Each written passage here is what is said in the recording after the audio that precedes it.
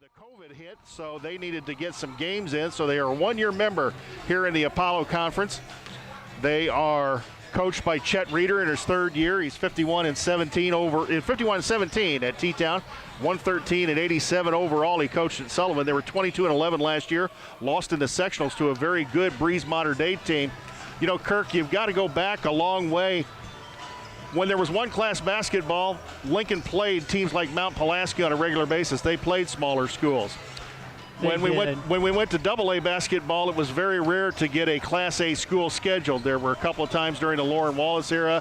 I know Neil scheduled Fairbury and, of course, Nokomis with his friend Steve Kimbrough. But this is not a Class A, Class 2A or Class A school. When you look at their record and their ability, this is a very good basketball program and a very good team. Yes, I mean, T-Town has been known for years, even when I was in high school 50 years ago, right? They're a very good, solid team. 1A, 2A, 3A, they can compete at the end of the day. And what you're going to look at tonight is a situation with COVID where they were able to jump into the league. COVID conference, whatever you want to call it. At the end of the day, I think it's a great opportunity for our team to play somebody like this of their caliber. I mean, you can say they're 1A, 2A, whatever they are. They're a very good basketball team. Yeah, and this is a very good program, and they're very fundamentally sound. They shoot the ball well. I was able to watch some film of them last year from the Salem tournament.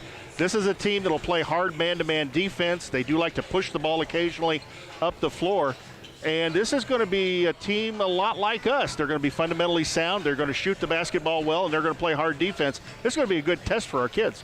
You know, I haven't even looked at a roster right now, but I'm telling you, in all my years of being in high school basketball, near Briggy, and my pronunciation is not very well, but I'll bet you $1,000 there's one of those kids' names on the team, because at the end of the day, they have done a great job of building their program from the ground up. The Niebrugge family down in Teutopolis and the Gobzinski family down in Teutopolis, kind of like the Cook and Verderber and Alexander families coming through the Lincoln program here. I mean, it's you know that they're all in town, and you know where they're at, and they seem to have an endless supply of good athletes coming through. That's exactly right, and I literally just switched over, and I see that they have two fresh soft kids, and they have two junior varsity kids. So, I mean, at the end of the day, I mean, that name is a namestay within the community down there in Teutopolis. I mean, you know, one of the things, I don't know if you know about this, but my brother coaches up at Rock Ridge, and they finished top 4 in the state a few years ago, and they had Ethan Happ that played at Wisconsin, that was a really good player. And one of the deals is they had lost a game, and so they were looking for a game. And one of the games to fill their schedule, they had worked with Teutopolis to play here in Lincoln. And when I was coaching at Lincoln College, we had set up a deal to where T-Town was going to come up and play Rock Ridge at Lincoln College. And at the end of the day, it was a tragedy. I mean, T-Town's bus got hit on the road on 121, right, which, you know, we're traveling every day. And with the Apollo Conference. But at the end of the day, I mean, luckily there was no fatalities. But at the end of the day, you know, putting two programs against each other was a phenomenal deal to get done. It just didn't happen that night. We're going to send it back to the station for a 2-minute timeout and be back with more of the Schneider Chiropractic Brow Incorporated Job.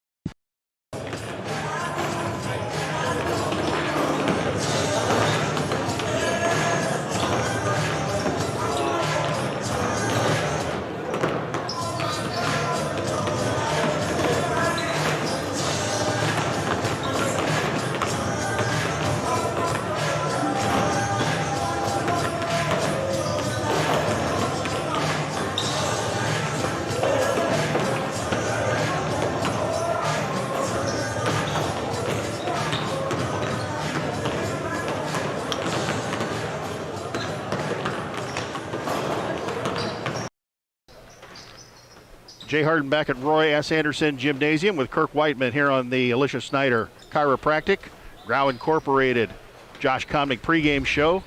Josh unable to make it tonight. Scott Kirby, our buddy, also, he's a little bit under the weather. We hope to see him tomorrow afternoon when we go play Lanphier. But tonight we've got a storied program here on the floor at Roy S. Anderson Gymnasium. It is the Wooden Shoes of T-Town, Teutopolis. Fundamentally a very sound basketball team. It resembles the Lincoln Railers in a lot of ways. Some of these kids are really put together. They've returned two of their starters from last year, and Evan Wemmert, a 6'4 senior, and I watched some film of him, and he can shoot the basketball, and Jordan Hardiak, a 6'1 senior. They've got some kids that have come up through their program, and Kirk, it seems like Teutopolis is somewhat like a Lincoln. Yeah, they may have cycles, but they generally reload their program, and the talent, they'll have some superior teams, and they even have good teams on kind of a down year. Well, at the end of the day, you look at T-Town. I mean, I'm not for sure. Do they have football in there? No, they don't offer football. Yeah. So at the end of the day, I mean, you're looking at kids that grow up. I mean, it's very similar to Lincoln, don't you think? I think so. I mean, the kids, if it's a boy born, he's born in a basketball bassinet, right? At the end of the day, they've had a lot of success down there, not only the last few years, but over the number of years. So at the end of the day, I mean, it's something that's built into the culture down there, and they've been very successful. And for them to jump into our conference, for us, you know, at Lincoln, I mean, even it's a 1A, 2A school, whatever they are, it's good competition for us, and you can throw the classes out the door when we play them tonight. Well, their enrollment's only 326 kids, but they had a state baseball championship in 2019. They were marching toward another championship last year when everything got thrown out because of COVID. They won state titles in girls basketball. Their girls basketball program is one of the elite ones in the state. Their boys basketball program is one of the better, if not one of the elite 2A programs here in the state of Illinois. So this is going to be a lot of good competition for the Apollo schools in general. In fact, they took and went and beat Mount Zion in their opener 76-43. So this is not going to be an easy contest for the Railsplitters. The Railsplitters in their fourth year in the Apollo Conference, three-time champions of the Apollo Conference. Coach Al sits at 706 and 224 here in 31 seasons at LCHS, 865 wins overall. He's got a shot at catching Steve Gores, who's second on the list. Steve Gores at 881. We were 32-2 last year, won our 54th regional title. We lost three seniors just as T-Town did. And in fact, Kirk, I was just sitting and thinking about this with Cam at Carl Sandburg and Caden down at Missouri S&T and Will at Monmouth. And now it looks like Dylan Singleton and Landon Hollinger are going to play post-high school in college. I'm trying to think of another time we had 5 starters off of one team that are going to continue their careers in college, and I can't think of it off the top of my head. Well, you know, I haven't really followed the individual since they've left, but at the end of the day, Coach Al, at the end of the day, he does a great job of building a high school basketball team, you know. And for me, I'm just so excited that my kids have got to play in this program. I played against Coach Al when I was in high school, and you know, we were pretty dominant for a couple years. And then when I got to my senior year, we played against Coach Al's Bushnell team, and the 1-2-2 I had never seen before. And, you know, quite honestly, you know, a lot of these teams haven't seen it before that we go up against that haven't been around Lincoln High School. And quite honestly, it's like having 7-8 players on the floor playing against you. So for me, at the end of the day, I'm just happy that my kids get to play in this program, and more importantly, that these kids that get to be a part of this, because quite honestly, I've been around, you know, Division I, Division II, Division III, big time college basketball, big time high school basketball, low high school basketball, and the way Neil runs his program is very similar to like the U of I's. I mean, you know, Jeff is at the U of I, and at the end of the day, this is a big time basketball program. And when kids go through here, they get to experience that. And I don't know if you've talked to some of the kids that have left here, but when they get to the other level, it's like, it's not like it used to be. Correct. His organization, the development of skills is second to none. Let's send it back to the station for another 2-minute timeout. Let you hear from some of our fine sponsors. Kirk and I will be back for another segment of the Schneider Chiropractic Grau Incorporated pregame show.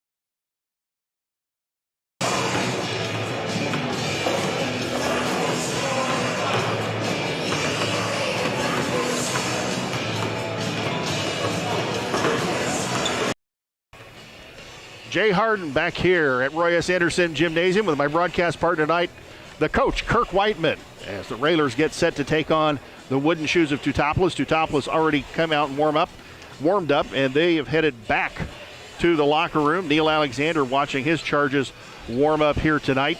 The Railers led in scoring against Taylorville in a 41-25 victory by Dylan Singleton. Dylan Singleton has had some Division III offers so far, as he looks to continue his basketball career. Landon Hollinger, I think, is going to end up playing at Milliken. That's what I understand. Landon is committed to Milliken, but, at the end of the day, I've been around college basketball, high school basketball for a long time. And Dylan Singleton is a diamond in the rough. Definitely a Division II player. I've reached out to a couple of different coaches in regards to that. And being a college coach myself, you look at size, athleticism, but the thing you can't measure is heart and tenacity. And, he's a very skilled player at the end of the day. I talked a lot about last year, with Cameron, Caden, and Will. This kid could have averaged 20 points a game with those kids on the floor, but he wasn't allowed to. I said last year watching him, if Dylan Singleton were 6'3", 6'4", 6'5", he'd be a Division I prospect. He's got the ball handling ability. He can score. And this is a kid that can score. It's not just a shooter. He's a kid that can get in the lane, score. And he's a bulldog. He really is on the floor. It's interesting you use the term bulldog. We had a kid at Lincoln College called Keon Smith that played behind Derrick Rose in high school. And at the end of the day, Keon Smith was a heck of a player, wasn't very skilled offensively. Dylan Singleton is 10 times the player Keon was offensively. And this kid played, had a scholarship to Illinois State, finished out at Southern Indiana, which is a Division II school. So, there's no question in my mind this kid can play at the Division II level for sure, on a scholarship. And I think he's definitely a D2 prospect. He's raised his stock quite a bit. He's got some people talking about him. Do you wonder at some point, though, being a coach and with the COVID and maybe the, not playing as consistently maybe as they normally would over the summer. If that has that hindered his development somewhat? You think it hinders a kid's development that maybe he is a diamond in the rough, and at some point in college he really is going to bust out? At the end of the day, it's nothing's hindered his development. The kid's a player. He has the heart. The only thing that is going to, go against him is the fact that this is basically a free year for all college kids. And so what it does is this supply and demand situation. And at the end of the day, there's a lot more players out there that can get a scholarship than these kids in senior and high school. So I really feel for him. I think Dylan will find his place at the end of the day. Heck of a golfer, heck of a baseball player. He's a multi-sport athlete. And, when coaches really kind of evaluate this kid as a person, they should step up in regards to offering the scholarship. I mean, bottom line, quite honestly, when I evaluate the kid, he could be a low D1 kid in certain situations. You always go look at the fit. But to me, with what he does and the intensity he brings to the game and the skills that he has, he's a really good player. When you look at Landon as another senior, the kid can flat out shoot it. He's already committed. But at the end of the day, they got really two good seniors to bring him along, and it's a tough year for Lincoln High School and all the other schools. Then the fact that they need to bring along the juniors and sophomores, right, and the freshmen. And as I talked to you today, this sophomore class kind of lost by a lot of points tonight, but might not necessarily be the same next year. I know the Cook kid's been playing well, and we got some of these freshmen and sophomores development. So this would be an interesting year for the Lincoln High School squad. Okay, we're almost at game time here. We're going to send it back to the station for about a minute and a half, and we're going to come back here with the starting lineups and the opening quarter for tonight's Lincoln Railer contest against the Wooden Shoes of Teutopolis.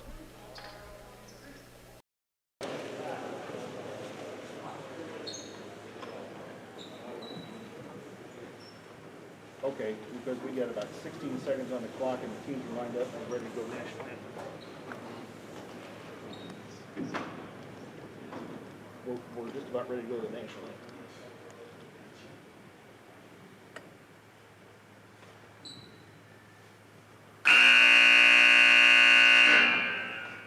Good evening, ladies and gentlemen, and welcome to Lincoln Community High School. On behalf of the administration and the Board of Education at Lincoln Community High School, we are appreciative of everyone's cooperation tonight as we adhere to proper COVID-19 guidelines. Your health and comfort is our top priority, and we appreciate your cooperation during these unprecedented times. Ladies and gentlemen, if you would please face the colors of the flag. And gentlemen, if you would, remove your hats, and we invite all veterans and active members of the military to salute the flag as we present our national anthem.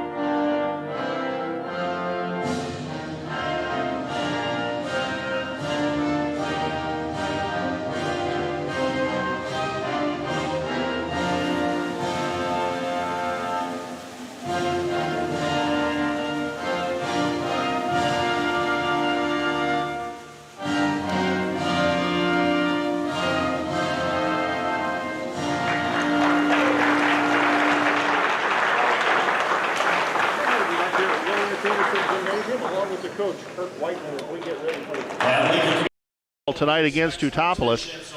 Cameron Kirk has already given the starting lineups. The kids don't get introduced in the starting lineups as part of the COVID restrictions, so we'll give it to you. Jordan Hardiak, a 6'1 senior. Max Niebrugge, there's the Niebrugges again. Kirk, 5'10 junior. Evan Wemmert, 6'4 senior. He's one of the returning starters. Evan Addis, a 6'1 senior, and Matthew Dieters, a 6'3 senior. For the Railers, it's going to be Dylan Singleton, Landon Hollinger, Adam Grunder, Brody Whiteman, and Elijah Paulus going the starting 5. We don't do an opening tip, and that will mean Teutopolis gets the ball to start the opening quarter.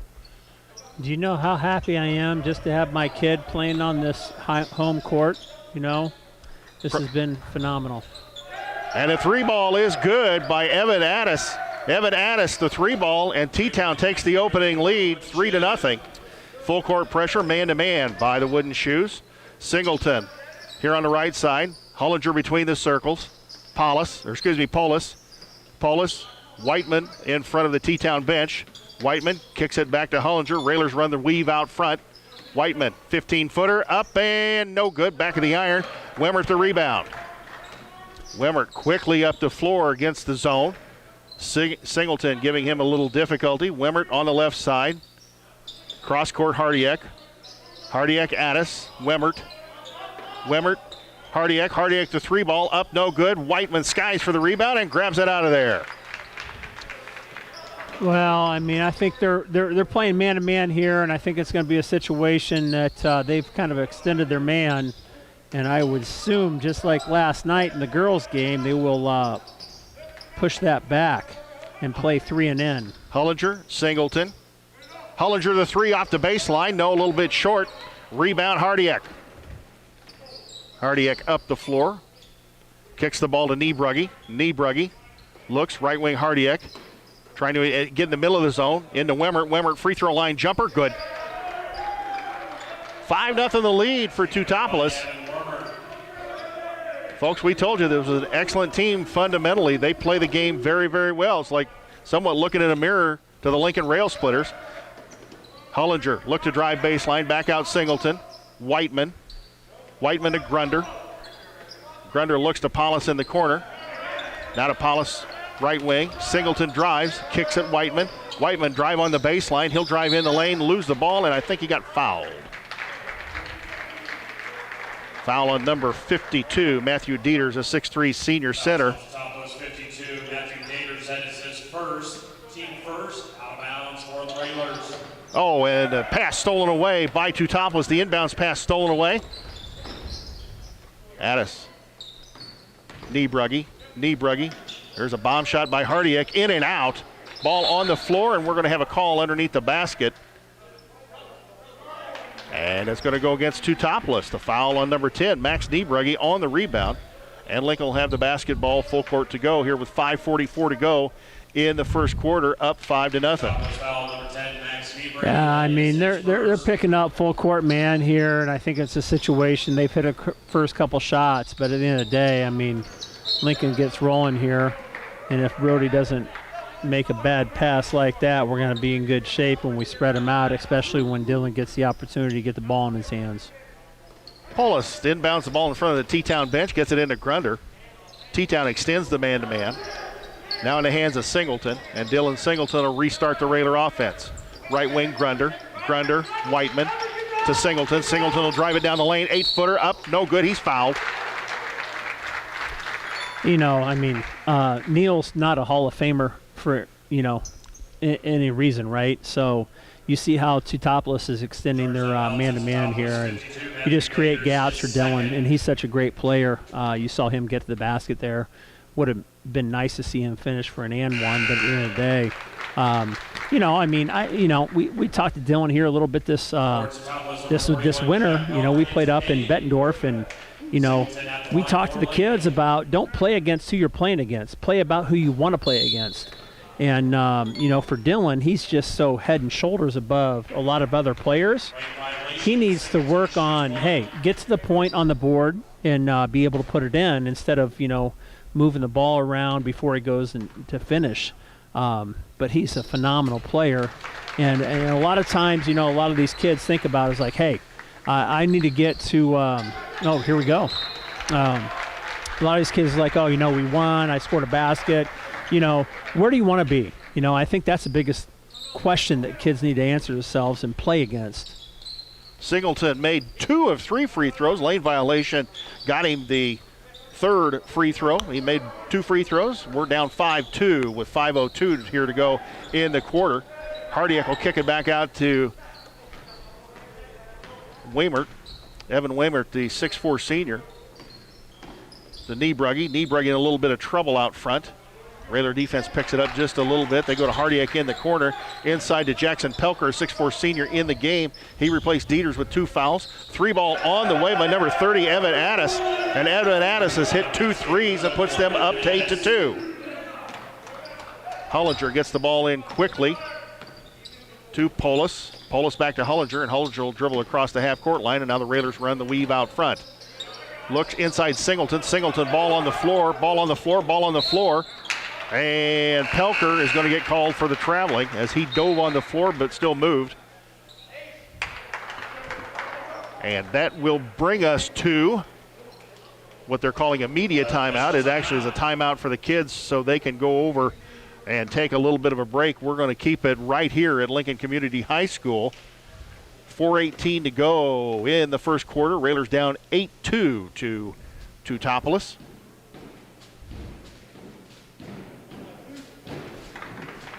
Kirk, how much do you think the lack of practice factors into some of the play? We've seen some, I would say, uncharacteristic turnovers of the Railsplitters. Do you think practice or the lack of practice factors into that any at all? I mean, if you look at it both ways, I mean, they haven't had as many practices. We've all had the same, maybe a few more here and there. Some schools have participated in contact days more than other schools. At the end of the day, you need to compete. The flow may not be there, but at the end of the day, you're looking at a situation where these kids need to, step up and complete plays. Ball inbounds underneath the Railer basket. Singleton kicks it into Whiteman. Whiteman back to Singleton. Singleton down the lane. Almost took the 12-footer, and the pass intercepted by Evan Wemmert. That's a great shot for Dylan right there. He decided to drop it off, but that's his sweet point right there. 2-dribble jumper pull-up. Niebrugge back out to Wemmert. They wheel the ball around the perimeter, and then Addis takes the 12-foot jumper off the baseline and hits it. It's 10-2 Teutopolis. Singleton down the lane, and he's going to get fouled as he drove down the lane. Could be on Jackson Pelker. We'll see who the call is on.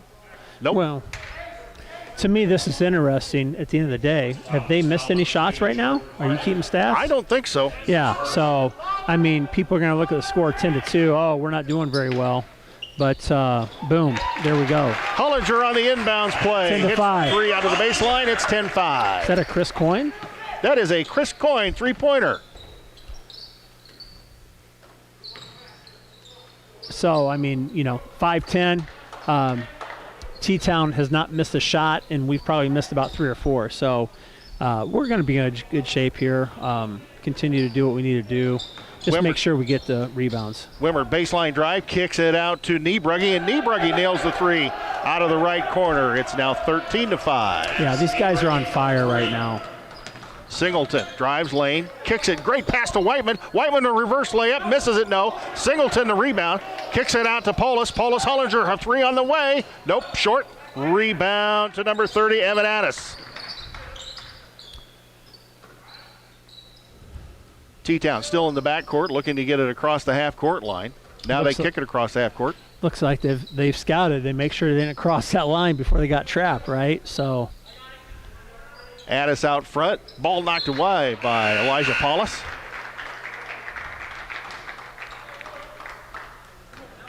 For the Railers, number 1, Andrew Brown. Out of bounds to the shoes. Wemmert in the corner, kicks it back out front, Niebrugge. And somebody on the floor, Jackson Pelker, hits the floor.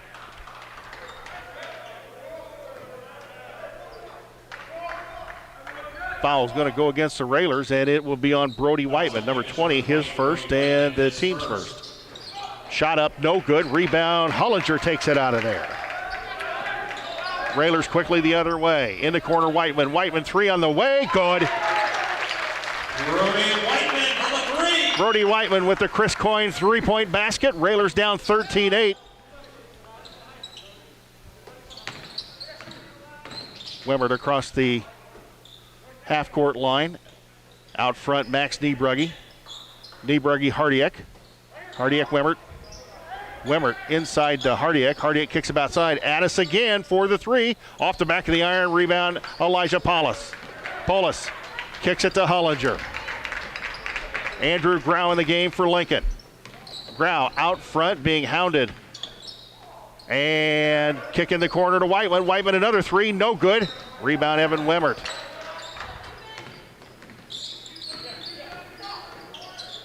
Wemmert in the corner, Hardiek. Hardiek fakes, kicks it back outside Wemmert. Railers picking up the defensive intensity, and now Pelker gets the ball inside. Good block by Hollinger.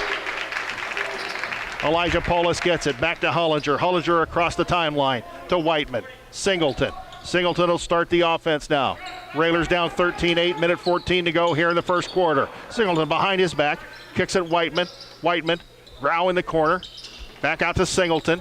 Singleton looks to drive. Shake and bake in the corner to Polis. Polis for the three. No. Rebound to Evan Addis. Yeah, I mean, at the end of the day, we just need to start hitting some shots here. But Singleton, great defense, lays it up and good. Well, I like that even better when the defense creates some offense for us here. 13-10. Railers starting to get into the flow of things in this basketball game. 40 seconds to go here in the quarter. Wemmert across the half-court line. Niebrugge, and it looks like the Shoes will go for one shot here at the end of quarter number one. Tonight's stream brought to you by financial advisor Sal Polis of Edward Jones, 1400 Woodlawn Road in Lincoln.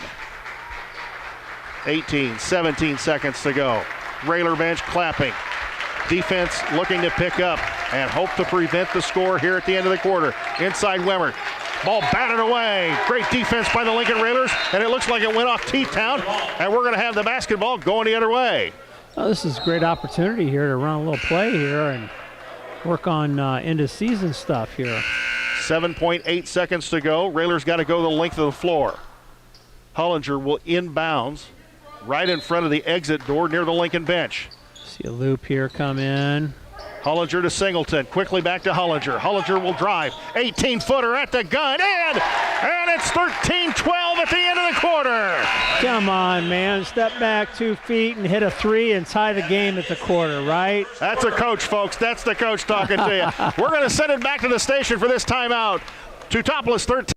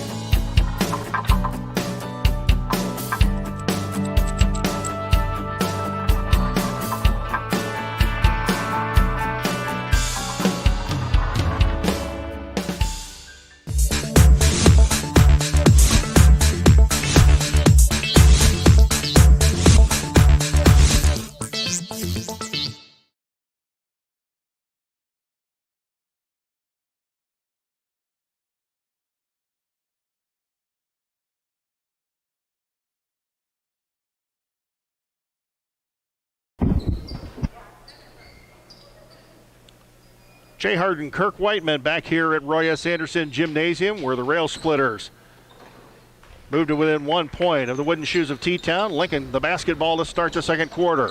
Dylan Singleton right in front of the T-Town bench, out front Hollinger. Hollinger to Polis. Polis back out front, Singleton. Singleton will drive down the lane, 10-footer up, good. That's Dylan's shot right there. Yeah, I mean, I talked to him about all this fall. Just get to that point and pull up. He is so good at that, even since the 7th grade year when I watched him play. Good defense, and now Singleton picks up the defense. A little bit of an elbow from Evan Wemmert. And now Teutopolis will run their offense against the Lincoln defense. Hardiek out front, and we've got a call. And there was a foul inside. Looks like the foul might be on number 54 from the official signal. We'll check the scoreboard here in just a second. And it was a foul inside of number 54, Caleb Seymour, I take it, a 6'4 senior, Caleb Seymour. And Hollinger will inbound the basketball on the turnover. Into Singleton. Singleton, Grau. Grau out front, Polis. Polis, Hollinger. Hollinger, Singleton. Singleton kicks it across to Polis. Polis drives, kicks it back out Singleton. Looked at the three. Kicks it into Jaden Klopp. Klopp looked for the shot. Singleton back out. Hollinger, three on the way. Good. Another Chris Coyne three-point basket by Landon Hollinger. Lincoln leads 17-13. Wemmert will kick the ball across to Hardiak. Hardiak back to Niebrugge. Niebrugge, they're avoiding the trap, certainly at the half court, putting three guys in the backcourt to get the ball across the line. Into the game, Caden Altoff, a 6'3 junior for Teutopolis. Altoff dribbles baseline, hounded by Grau. Out front, Niebrugge. Niebrugge, Wemmert. Wemmert, Altoff. Altoff looks inside, looking inside, looking inside. And we've got another call here inside, and is it going to go against Landon Hollinger? Let's see. It does. It goes against Landon Hollinger. Landon Hollinger battling in there with Caleb Seymour, or Seymour, a 6'4 senior. And Kirk, they may not offer football to Teutopolis, but some of their kids could certainly play it the way they're put together.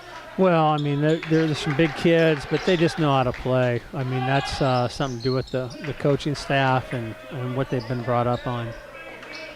Seymour and Jaden Klopp going at each other down there in the lane, and now the Seymour kid posts in the lane. Altoff in trouble with the trap, kicks it out front to Hardiak. Hardiak back to Niebrugge.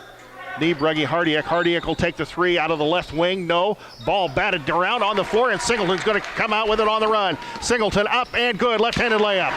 Railers up 19-13. 5:47 to go here in the second. At the end of the day, hitting shots makes everything well. Altoff up the floor very quickly, gets the basket in the lane, and T-Town answers. It's 19-15 Railers. Hollinger across the timeline against the T-Town man-to-man defense. And now he'll get it into the hands of Dylan Singleton. Singleton will reset the offense. Right wing, Grau. Grau tries to escape his man. Hollinger down the lane, up and no good. No call. Klopp the rebound. Batted away from him. And T-Town brings it the other way. Yeah, it was a tough situation there. We should have got a couple points on that there. Hollinger, good defense down on the baseline. T-Town kicks it back out front. Niebrugge baseline, up, no good. Rebound to Altoff. He kicks it back outside to Evan Wemmert. Wemmert runs into Singleton, and Dylan gets the call.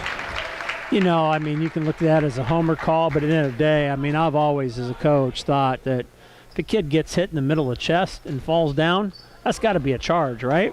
And we've got the under 5-minute timeout here at Roy S. Anderson Gymnasium. We're going to keep it right here. This is a timeout to give the kids just a little bit of a break.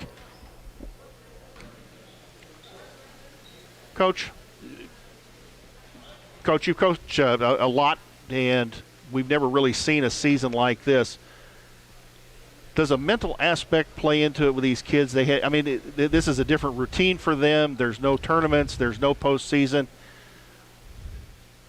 You think the kids are just – and you've got a son out here on the floor. Yeah. He just happy to play, or is it something where Neil's going to have to keep kind of prodding them or pushing them to say, hey, this is our goal, this is what we need to do, this is what we need to accomplish? I have no clue. The other 360 Americans, right, in America, this is, not to wear it out, but unprecedented. At the end of the day, I mean, you look at the internally, I mean, I think Lincoln itself as a community, as a basketball town, these kids want to play. You have kids that want to play basketball, football, volleyball, softball, baseball, whatever it is. And with 11-month layoff, I think they're just happening on the floor right now. Well, from what we saw at the girls' game last night, and you've got Brody out on the floor, the kids were – the smiles on the kids and the way they felt, even though they didn't win the basketball game, they were just happy to be back out there. Yeah. And I think at the end of the day, I mean, I think as the season wears on, hey, what about postseason, this and that? But after an 11-month layoff, it's like, hey, I'm just glad to be on the floor. And the kids have got to like this because they'll probably end up with more games and practices, and nobody wants to practice. Hey, I've heard that more than once, right? Whiteman down the lane, looked to take the layup, kicks it back out. Klopp, ball batted away, and it's going to remain Lincoln basketball. Right, as much as Coach Al runs these guys in the preseason, hey, you got to be happy that it's going to be a short season, right? Just a few less suicides you got to do during the year. Singleton to Klopp, Hollinger, and Hollinger gets bumped by Wimmert up here at the top of the key. Yeah, I just feel for these seniors, at the opportunity to get in front of some college coaches. I mean, obviously Landon's made his choice on where he's going to, but a kid like, Dylan Singleton, I mean, I'm telling you, I've talked to some coaches. This kid can flat out play. And that's what I was referring to earlier about development. It may not necessarily be development, but just the opportunity to get exposure to college coaches. That's the big key. Landon Hollinger makes the first of 2 free throws. Railers up 20-15. Landon's got 8 on the evening. 4:27 to go here in quarter number 2. Landon's second one up and good. 21-15. Railers up. Landon now 10. So they updated the scoreboard. Hardiak batted away by Singleton. Into the game, Brendan Niebrugge. There's another Niebrugge into the basketball game. They had a couple of Niebrugge girls on the girls' team last night. Hardick the basketball. Niebrugge. Althoff.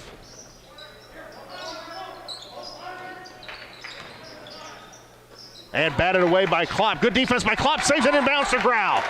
Great play by Jaden Klopp. Hollinger will bring the ball across the half-court line. Gets it to Brody Whiteman. Whiteman look for Singleton. Kicks it left wing Klopp. Klopp back out front, Whiteman. Whiteman in the lane, 10-footer up, no good. Klopp skies for the rebound, but there's 4 blue shirts around it, and T-Town will come out with the basketball. Nearly throws the ball away in front of the Lincoln bench. Back out front, Hardick. Niebrugge. Niebrugge will reset the offense. Evan Addis, who's hit some shots, he's back in the basketball game. Out front between the circles, gets it inside Althoff, Hardick 3 out of the corner, no good. Battle for the rebound. Hollinger took the rebound out of there, and it's going to be called a jump ball and go back to Teutopolis. Well, that was nice inside out. They hit the inside out zone. I mean, very well coached teams. I mean, there's a reason they're one of the top 2A teams in the state of Illinois. You see how they're executing. At the end of the day, you saw them come out and hit their first 5 or 6 shots of the night. They're not hitting as many shots now. Hardick out front, Addis in front of the Railer bench. Goes corner Althoff. Back out front. No, he kicks it. Now he kicks it back out front, Addis. Across to Niebrugge. Addis will take the long bomb out front. Gets knocked down. No call. Rebound. Elijah Polis takes it out of there. Here comes Dylan Singleton on the run. Whiteman. And Whiteman's going to get called for the travel. Thought he had a good fake there, but... I'm a little suspicious on that call, but he is my son, so that's why I'm suspicious, right? I was suspicious too, but I wasn't watching the feet, so... Well, I'm supposed to give a shout-out to Ronnie Niebrugge, good friend of my friend Steve Weimer up in Normal, and then obviously Kent Niebrugge, also down in T-Town. There's plenty of them down there. Isn't Kent about to go into the IBCA Hall of Fame, I believe? Or is already in there? I can't remember which. Kent may be, but I'm not sure that not all the Niebrugges are in the Hall of Fame down there in T-Town. Probably the whole family. Addis drives baseline up, no good. 3 blue shirts around the basketball. Now on the floor, and Elijah Polis will take it out of there and got a timeout. I like that Elijah got on the floor, man. I always like to see that. Got a timeout. We got a 30-second timeout here. Let's remind you of some of our fine sponsors. Thank you very much for allowing us to bring Lincoln Railer basketball to people who cannot be here. Mama's Arcade Cafe, located on the square in downtown Lincoln. Mike Mosky Auction Service, phone 217-519-3959. State Bank of Lincoln, a division of Heartland Bank and Trust, a member of FDIC. Michelle Bauer, the country financial agent, located on the square. Top Hat Creamery, stop by before or after the game for a sweet treat in the arcade building. Culligan Water Systems in Lincoln for water softening and conditioning equipment. Bottled water or bulk, stop by Culligan's, 308 North Chicago Street. And of course, financial advisor Sal Paulus, who brings you our streaming live video, and Chris Coyne, State Farm, who sponsors our 3-pointers. Hopefully we're going to see more of these here before the half ends. Lincoln basketball in. Elijah Paulus, the left-handed dribble, up the floor. Now in a little bit of a trap with Addis. And ball knocked away by number 10 at Niebrugge. Addis. And Addis will bring the ball across the court. Hand it back to Max Niebrugge, the 5'10 junior, to Addis. Back out front, Niebrugge. Niebrugge gets the ball in the middle of the zone to Hardick, and Hardick's going to be fouled by Brody Whiteman.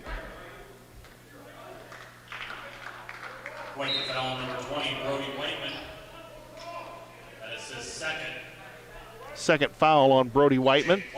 Third on the Railsplitters here in the first half. Brody Whiteman will take a seat on the bench. Jaden Klopp in.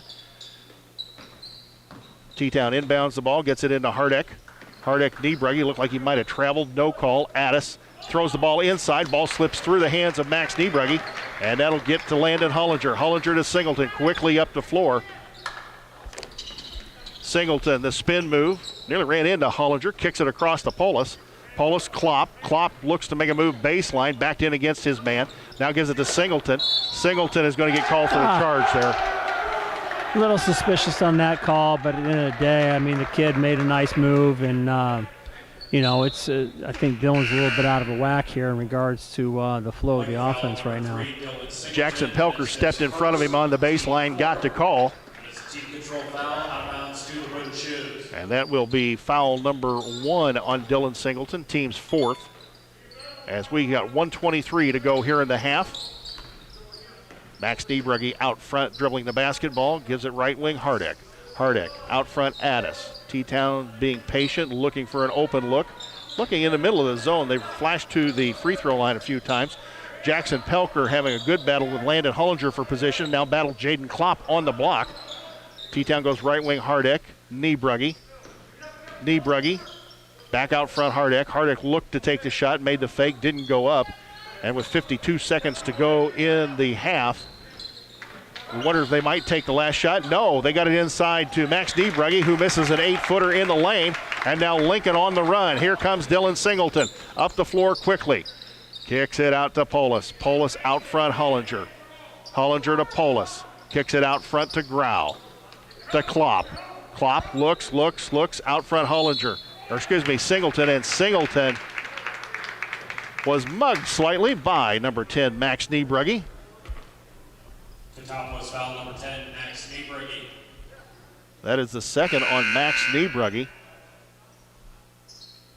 And I believe the 8th or 9th team foul on the wooden shoes. Jackson Pelker will take a seat. Singleton at the line for the Railers.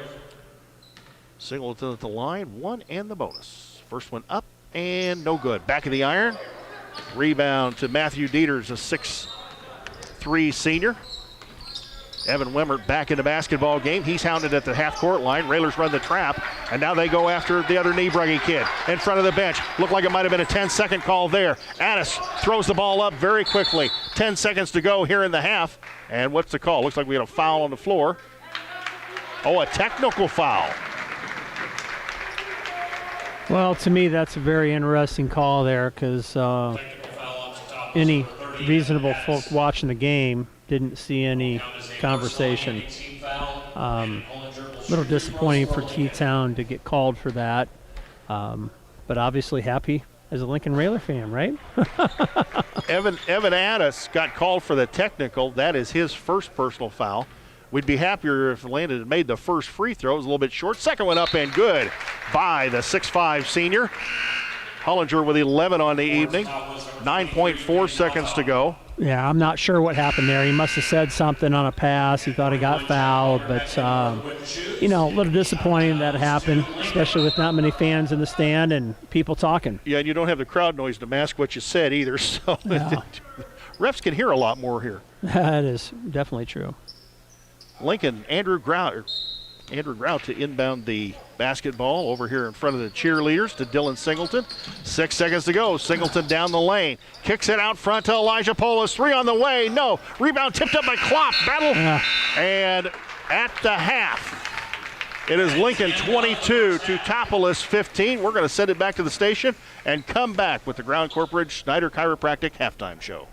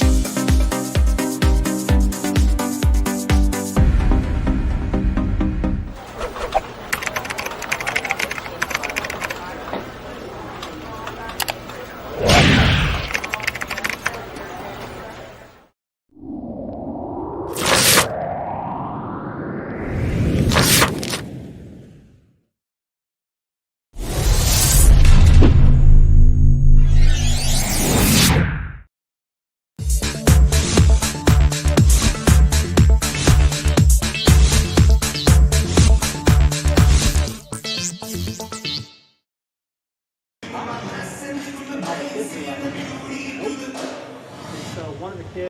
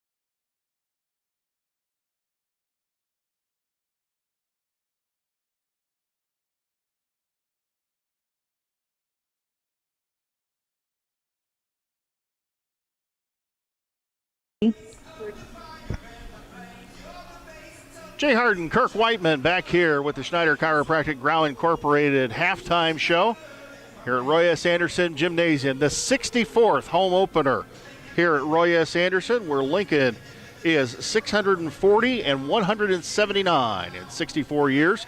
Lincoln up 22-15 over the Teutopolis Wooden Shoes. Lincoln a little bit of a slow start, then got into their offense. Landon Hullinger currently with 11 points on the evening. Dylan Singleton with 8 points on the evening. And Brody Whiteman with 2, and that rounds out the Lincoln scoring. Right now, Evan Addis has 8 points for the Teutopolis Wooden Shoes. Evan Wemmert, who came into this game as one of their leading returnees and probably their leading scorer returning from last year, has been held to 2 points. So the Railer defense picked things up after somewhat of a slow start to begin with. Picked things up at the end of the first quarter and a second quarter. The offense got going, and we are up 7. Coach, what'd you see there in the first half that tweaked your eye? Well, at the end of the day, I thought Teutopolis came out and hit shots, you know. And as a coach, you're like, hey, when the ball goes in, everything looks good, right? And so a lot of times, you know, I mean, kids can get gunned down as like, hey, you know, they're making shots, they're winning by a lot. And, you know, Lincoln stayed with what they do. And at the end of the day, they were able to compete and get back into the game a little bit, and obviously have taken a lead here at half. Looks like maybe I watched the Taylorville game. I don't know if you did on the video, but I watched the Taylorville game, and I know Neil was concerned about the rebounding during the Taylorville game. Looks like it's been a little bit better here tonight with guys fighting inside and trying to establish some position. Yeah, you know, I know Neil said that after the game, and quite honestly, I didn't kind of concentrate on that. As a guard, I was never much of a rebounder, so it wasn't my forte. As a coach, I kind of look at flow and defensive. I don't recall a lot of offensive putbacks. Those things stand out, but at the end of the day, you're looking at a situation where when you can limit them to one shot, you're going to be in a lot better shape, obviously. I know that I was watching the game, and I know Neil even talked about it, and the guys on the broadcast talked about it. Our kids looked a little gassed about midway through the third quarter. Do you think the mask, I mean, you're a coach, your boy, you've got a boy in college, you've got Brody here, the mask enter into it, the mask interfere, causes them a little bit of difficulty breathing? You know, I don't have any personal experience, and I don't want to speak for anybody else, but I think as a reasonable person, even though you watch a lot of these news reports, oh, the oxygen level, you know, doesn't change anything. You can still breathe the same with a mask as you can. I think any reasonable person would attest to, if you're wearing a mask, you're not going to be able to breathe as well. And I don't know personally, but I know from my son and talking to other parents who have kids playing, it's a big factor, yeah, you know. And so, I mean, it's, you know, that's a whole nother sideshow in regards to talking about what I think and, mass, why you're playing, things of that nature. Personally, I think it's a travesty, but at the end of the day, it's something you got to do, you got to overcome. And you know what? Life's about adversity, right? Here's what it is. You got to overcome it. So everybody else on the floor is doing it, so you can't use that as an excuse if you ask me. You talked about the other kids coming along. I want to ask you this as a coach from your perspective. You don't have, again, we talked about no tournaments, no postseason. Is there an opportunity here for coaches, and not necessarily just specific to Neal, but for coaches? You have a season where you're playing nothing but regular season games. Is there an opportunity at some point during the year to throw some kids in situations that they haven't been in before and throw some different combinations out there where you might not do it during a normal season, but maybe you can do something a little different here just to take a look at what you have coming back next year? I think that's personal to every coach and every program, right? We only lost 2 games last year at Lincoln. They're both in overtime. And one of them was Mundelein High School, 4A school. Right. Very good. They got 2 kids, Division I, as juniors, right? So those kids are all seniors this year, heavily laden senior team. And I had a chance to talk to the senior coach, and he's like, we're going to be really, really good this year. But I got some good freshmen and sophomores, and so they have no year. And so what do I do? How do I put them in situations to be successful? So to me, that's a situation that boils down to the coach and what they want to do. But as I was running, personal for me because my kid's on the team, but we've been running tournaments out of this phenomenal facility up in Bettendorf called TBK Sport Complex, and we had a league going on. We had 92 teams signed up for it. It was phenomenal. Kids coming in and teams coming in and playing. The only problem was their head coaches had nothing to do with it. They couldn't have anything. So it was a surrogate parent, or it was just a parent, hey, I want my kid to play. And that's where we were on here. I mean, Eric Grau stepped up. The parents were phenomenal here at Lincoln. We're traveling 2 hours just to get 2 games a night. Yeah, I know. But you know what? We had great games. But people are like, oh, I can't believe, that, it kind of stinks for you that you weren't able to continue that league. To me, I only did it because it had an opportunity for the kids to participate. Yeah. For me, my biggest concern all along was my kid getting to play on his home floor with his high school coach. And at the end of the day, I talked about this with a lot of people. It's not necessarily the 1, 2, the starting 5. It's the 6th, 7th, 8th, and 9th man. They don't get those touch points with the high school coach or the staff in the daily interactions. And to me, that's been the biggest travesty of the entire situation that's going on. We're just about ready to start the second half. We're going to keep it right here at Roy S. Anderson Gymnasium. Teams are in front of their respective benches with their coaches, linking up 22-15 here at Roy S. Anderson Gymnasium against the Wooden Shoes of Teutopolis. Landon Hullinger leads the Railers with 11 points. Dylan Singleton, 8. As we get ready to start quarter number 3, possession arrow favors Lincoln as they will run their offense in front of the home bench. Greg Alexander giving some final instructions to the starters that they head back out. Whiteman, Polis, Grunder, Singleton, and Hullinger back on the floor for the Railsplitters. Great pass into Hullinger from Polis. Polis, Whiteman kicks it out to Grunder. 3 on the way, good! Adam Grunder steps up and hits the 3. A Chris Coyne 3-point basket by Adam Grunder puts the Railers up 10, 25-15. 7:46 to go here in quarter number 3. Max Niebrugge, the basketball. Right in front of his own bench. Goes left wing, Hardin. Hardin out front, Niebrugge. Niebrugge looks Altoff and kicks the ball inside. We got a call inside. Let's see what it is.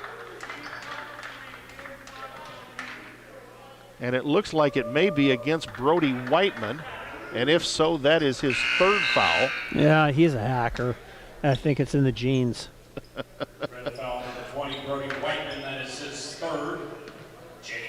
I can't say anything. Coach Wallace found out after 3 days of practice I couldn't play defense and kicked me to the curb, so I can't say anything. You can. You're his dad. Ball on the floor. Elijah Paulus knocks it to the floor. Going to get kicked back to the T-Town Wooden Shoes with 7:19 to go. They're down 10. Max Niebrugge looking to inbounds the ball. Evan Wemmert in the backcourt. Wemmert, Hardiak. Hardiak inside, no. 15-footer missed, and Elijah Paulus steps up and gets the rebound. Railers hitting the boards here in the third quarter. Landon Hollinger kicks it to Grunder. Grunder, Singleton, they run the weave. Singleton, 15-foot pull-up, no good, back of the iron. And the ball, and there's a call underneath the basket. Let's see what it is. Foul on Lincoln.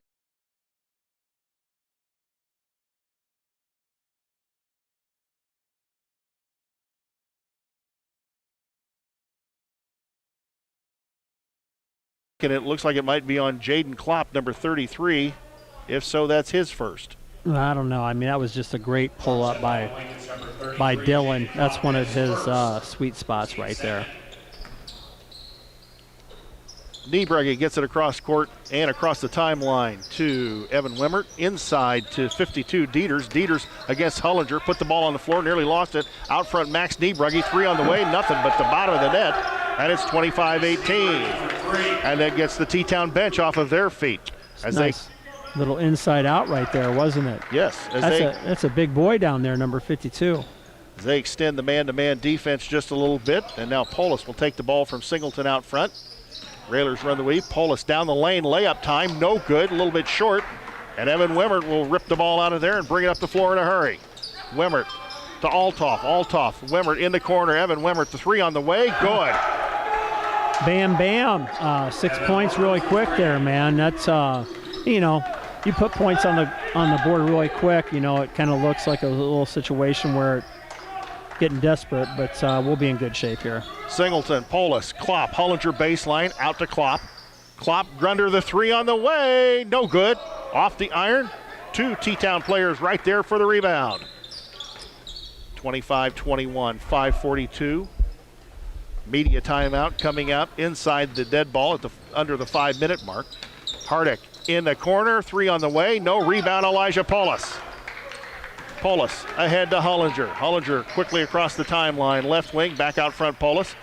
Polis, Singleton down the lane. Pulls up, good fake, up again, and looked like he might have got hacked. Didn't get the call. Well, I thought so, too. I thought Dylan had great balance on that shot, too, and something I had talked to him about earlier in the year. And definitely should have been a call. Dieters the rebound. Niebrugge, Althoff, and now Niebrugge will reset the offense at the top of the key. Flashing Althoff in there in the lane. Althoff gets the basketball on the pass, and we got a timeout on the floor. 30-second timeout by Teutopolis. Once again, we want to thank our fine sponsors, some of Mama's Arcade Cafe, Mike Mosky Auction Service, State Bank of Lincoln, Michelle Bauer Country Financial, Top Hat Creamery, Culligan Water Systems, Sal Paulus of Edward Jones Financial, and of course Chris Coyne, who sponsors the 3-point baskets. Well, hey, speaking of Chris Coyne, have we had any 3-pointers tonight? I think we maybe have had 1 or 2. We've had more than 1 or 2. I think we've had 3 or 4 tonight. Have we? Okay.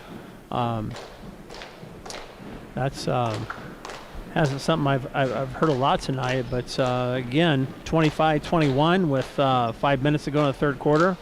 Another low-scoring Lincoln Railer game, controlling the ball, right? Doesn't get control of the ball, but we've had some shot opportunities too. We just haven't converted on it. That's true. This has got to be one of the top class 2A teams in the state, don't you think? Yeah, I think so. Yeah. And I think it's kudos to them to be able to maximize the rules in regards to playing the Apollo Conference and getting some games in that conference. Inbounds underneath the T-Town basket. Niebrugge cooks a kick into Dieters. Dieters to Niebrugge, 3 out of the corner, no good. Dieters grabs the basketball, and he's going to get fouled by Elijah Paulus, number 24. And that will be his first. And Matthew Dieters, a 6'3 senior, is going to go to the free throw line with 2 shots. And now we have the media timeout at the dead ball. Charge that foul, Lincoln's number 24, But we'll keep it here because these media timeouts are fairly short. Give the kids a little bit of a break. Give them a chance to catch their wind, and after that timeout by T-Town and this one, they should have had a good break here in the third quarter, you would think. You would think. I got some good numbers over there on the bench, and I'm just happy that our guys have a pretty good competition to play against tonight, you know? You know, nice to see Adam Grunder, too, step up, take a couple of threes, draw the defense. You know, he's made one, draw the defense a little bit to him. Hopefully that'll open some things up for some other guys, too. Well, I think that's one thing about Adam, too, you know? I mean, that's one thing I talk about my oldest son that's at John Wood now, but, you know, just you don't want to be known as a three-point shooter. You got to be able to put the ball on the floor, too, and at the end of the day, I think Adam's been able to do that a little bit. Andrew Grau into the basketball. Shooting free throws when we come back here as the T-Town team leaves their bench and Coach Chet Reeder.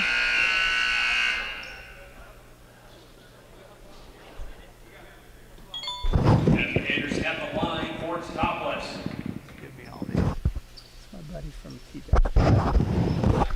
Matthew Daters, the first miss on the first shot. He'll have the second one coming up. 4:54 to go here in the third quarter.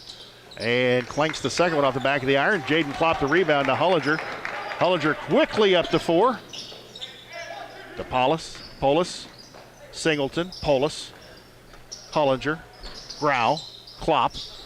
Railers run their offense. Singleton down the lane, kicks it out to Polis. Polis drives down the lane, nearly throws the ball away. Grau takes it, out front Hollinger. Railers running a little bit of clock, looking for the open drive or the open shot.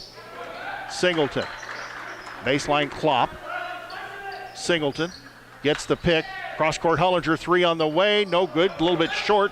Ball on the floor, and Althoff will take the basketball out of there and kick it off to Max Niebrugge. Niebrugge, Althoff, Niebrugge. Wemmert up, 10-footer off the baseline, no good. Ball on the floor. Give the ball to Andrew Grau, who recovered the rebound off the floor. Ahead to Singleton. Singleton drives on Niebrugge, kicks it to Klopp, a good pass, and Klopp got hacked from behind. Well, I don't know if he got bailed out on that one or not, but we're shooting 2. Evan Wemmert the foul. His second. Team's first of the second half. And Jaden Klopp, free throw goes up and in. Jaden Klopp, 6'4" junior. Man, this is just such a great game tonight. I mean, you got 2 quality players, 2 quality programs playing against and competing against each other tonight. Klopp, the second one rolls in and out. We go the other way. 3:50 to go here in the third quarter. Klopp, his first point of the evening. Railers up 26-21 on the shoes. Althoff kicks it back out front. Niebrugge, Brendan Niebrugge in the game. Hardek goes down the lane, up and no good, and he's going to get the foul. Yeah, definitely a foul. I mean, these guys are good. I mean, I'm just so giddy that we get to watch basketball 11 months later in the Lincoln Gym, right? And this is a quality game. T-Town, what a great program, what a great team. Hardek hits the first of 2 free throws. Yeah, I'm just happy we get to see basketball live. I mean, you know, there's nothing like seeing it live as opposed to on TV. Well, they're both well coached too. Yes. 2 great programs, and that's kind of been the staple here at Lincoln, right? And bringing these guys in has been phenomenal, if you ask me. Hardek misses the second one. Hollinger the board, and he'll kick it off to his running mate Dylan Singleton. Singleton to Hollinger. Hollinger look for the pass on the cut to Singleton. Singleton will drive baseline, in trouble. Hollinger's wide open 3, top of the key, no. Yeah, he needs to hit that, but I mean, I don't know if you noticed here this last quarter in the first half, but these guys are sending 3 or 4 guys at Dylan. They know he's the main guy. Brendan Niebrugge. Mitch Althoff in the game, number 24. The other Althoff brother looked like he might have. Nope, he's going to call for traveling underneath the T-Town basket, and I'll turn it back over to the Railsplitters with 2:53 to go here in the third quarter. 26-22, the Lincoln lead. Singleton. Been under pressure all night, sometimes from 2 or 3 people. Great pass to Hollinger, layup good. It's a great drop. 28-22, the Lincoln lead. 13 points for Hollinger here as we approach the end of quarter number 3. Hardin across the timeline. Brendan Niebrugge. Hardin. Niebrugge. Caden Altoff. Back out front, Niebrugge to Mitch Niebrugge. Mitch Altoff inside to number 41, Jackson Pelker. Threw it up, might have got fouled, throws it up again. No good, rebound, Elijah Paulus. Nice rebound. We need to, you look at the scoreboard here, you got Dylan and Landon, most of the points here. We need some other guys to step up here. Grau out front, Singleton. Singleton being hounded out there by Mitchell Altoff. Singleton drives, now draws the double team. A triple team goes up for it, and he's going to get called for the charge. Whoa. I'm really suspicious on that call there. And in college, they have the arc. Quite honestly, on our view here, he wasn't even in front of the backboard. He might have been on the baseline when he took that charge. So I'm not sure what they saw there. Again, at the end of the day, it is what it is. We still got a 4-point lead here, 6-point lead. We're in good shape. 2 fouls on Dylan Singleton on the evening. Railers up 28-22, minute 45 to go here in the third quarter. And now the Railers look to trap. T-Town very patient, working the ball side to side to get the ball across half court. And they got the 10-second call. Well, I don't know if he was counting by twos there, but quite honestly, I think that was a makeup call for that charge, if you ask me. They don't do that, do they? Oh. They say they don't. Well, they should, because at the end of the day, I've been on both sides of the coin on that one. Effingham substitutions. Max Niebrugge back in the game. Kyle Altoff returns to the game. At the end of the day, I had Jeff Nelson do some of my games back in the day, and, you had to keep your eye on him and keep him honest. Singleton kicks it to Elijah Polis. Back out front, Singleton. Hollinger, Singleton. Minute 21 to go. Right wing to Polis. Polis back out front, Singleton. Railers running the offense. Hollinger, Polis drives lane, draws the contact, no call. Drow's getting bumped all the way down the lane, and he's going to get the call. Really, at the end of the day, I thought that was great flow right there for our offense. You saw that they got into the gaps and they were able to kick. I think they gave up a couple shots on that, but to me, there was a couple opportunities there to shoot threes, but they end up picking up the foul there. Singleton will inbounds, right side of the Railer basket to Klopp. Singleton behind the pick. He gets bumped. Hollinger, 3 out of the corner, no, short. And here comes Max Niebrugge on the run, up, and great block by Paulus. Great block by Elijah Paulus coming from behind. He got back in a hurry, and good defense by the Railsplitters. Elijah is very athletic, and quite honestly, I thought that if he didn't make that block, that Landon Hollinger would have been punching that off the board there because he was coming at the front of the rim. Max Niebrugge looking to inbounds, kicks it out. Almost stolen by Singleton. Wemmert, Niebrugge, Wemmert free throw line, Wemmert free throw line, great up and under move. He scores the basket for 2, 28-24. That was a heck of a scoop-de-doo right there, wasn't it?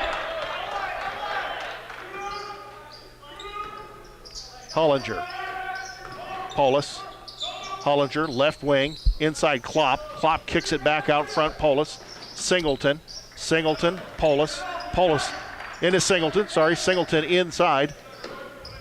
Grau, Polis, Singleton, free throw line, Hollinger. You've seen T-Town's gone to a zone here, 2-3, Yep. and they've done a great job of getting the ball in the low post. I thought Elijah had an opportunity to shoot a 3, just wasn't ready to shoot. You Lincoln Railers, future Lincoln Railers out there, be ready to shoot the ball. 6 seconds to go.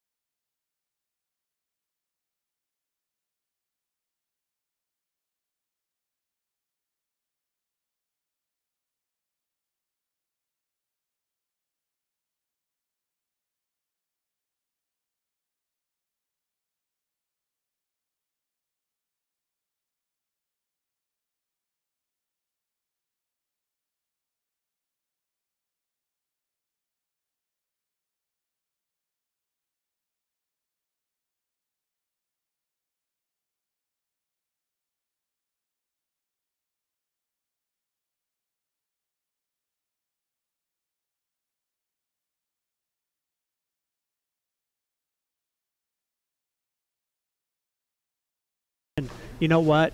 I do a bunch of stuff. 10 seconds. Knee briggy. Knee briggy. 5, I call Nick 4, the wrong name the whole time he was 3. That's why he says that. Back here at Roy S. Anderson Gymnasium, Jay Hardin along with Kirk Whiteman. We approach the fourth quarter here at Roy S. Anderson Gymnasium. Railers up 28-24. Landon Hollinger, 13 points on the evening, leads your Lincoln Railers. This has been a good contest between two very well-coached teams. Both teams playing good, hard defense. Nice little set play here. Baseline, double screen. Hardek Shooter. Hardek nearly steps on the baseline, kicks it back out front. Max Niebrugge. Hardek. Niebrugge. Hardek the three on the way. Good rotation, didn't get it, and Hollinger skies for the rebound. Must be nice to be 6'4" and have some hops, huh? Wish I was him. Paulus, three out of the corner. No, a wide open three. Ball knocked away by Brody Whiteman. Back in the basketball game for Lincoln. So we've got Singleton, Grau, Hollinger, Paulus, and Brody Whiteman on the floor as T-Town takes their time against the 1-2-2, and now Wimwert, and he hits the three. Hey, man, when the ball goes in the hole, everything looks good, right? Wimwert hit the three right out in front, didn't hesitate, and that brings them to within one. 7 minutes to go. Singleton tried to force the pass inside, kicked out of bounds. It'll remain Railer basketball. You know, dealing with only 8 points tonight, I mean, at the end of the day, you just need to kind of maybe spread the floor. They've been playing man right now. Let him go to town. I mean, this kid can flat out play. And T-Town gets the 5-second call. Oh, geez. They're counting by twos again over here.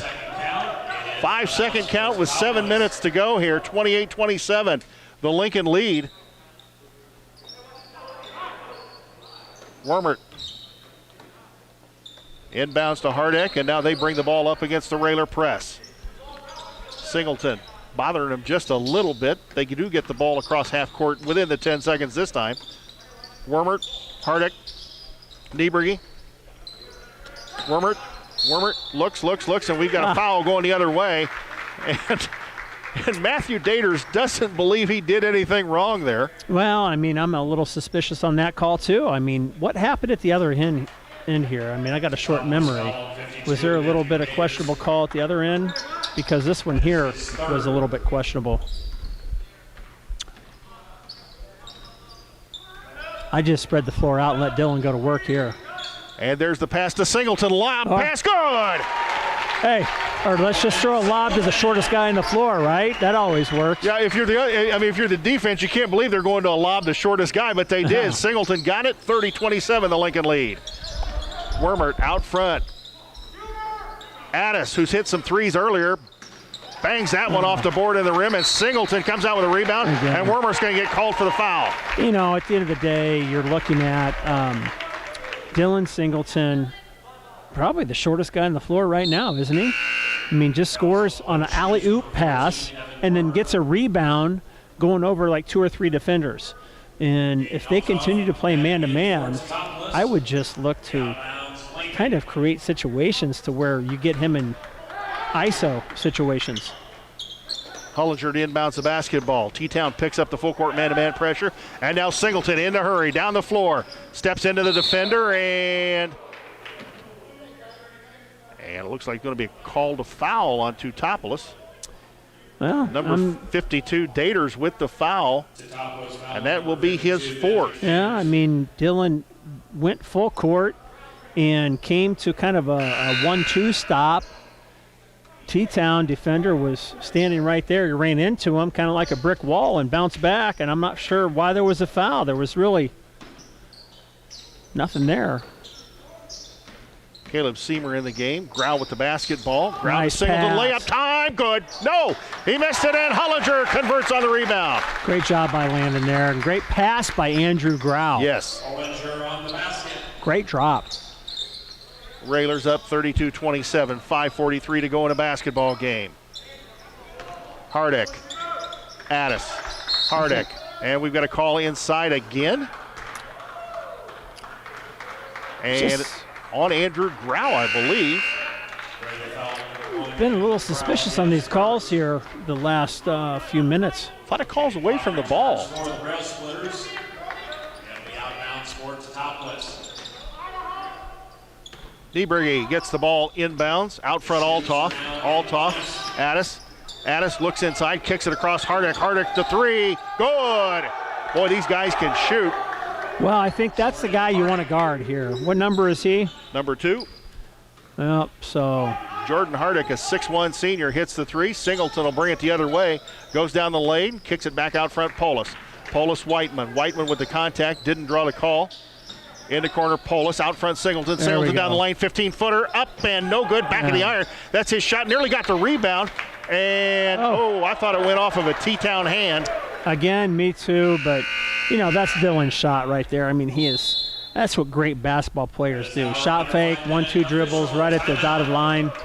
At the end of the day, hey, you keep doing that. I mean, even if we lose a game, I mean, those are the right shots he needs to take, and those are the right shots we need to take as a team. We are at the inside 5-minute media timeout, if you will. We're going to keep it right here at Roy S. Anderson Gymnasium. Cheerleaders up and working down here on the bleachers. Again, they're not allowed to cheer per se. They got the masks on and they are doing a type of routine here. We're glad to see that they're able to get back out as well. We've got some parents in the stands. They're happy to be here. The kids are happy to be here. Kirk Whiteman's exceptionally happy to be here. I'm happy to be here. I don't think anybody's not happy to be here. I'll tell you what, at the end of the day, I'm just so happy the kids are in their own gym, getting touch points by the coaches and their mentors within the school system. I'd have bet you Milkshake at one point this year, we were not going to have a season. I was thoroughly convinced of it. Well, I think that was around, November 2nd, 3rd, yeah. when the election was going on? Yeah. Who knew it was going on? And it's not all roses for kids, because I heard, was it yesterday or the day before, that was announced that Division II is canceling their postseason for lack of participation for their winter sports. So I'm not sure. There's so many moving parts to everything, and you got to stay updated. Max Nieberge, ball knocked away by Singleton in the backcourt. I thought he double dribbled before he brought it across, but we got a great vantage point up here.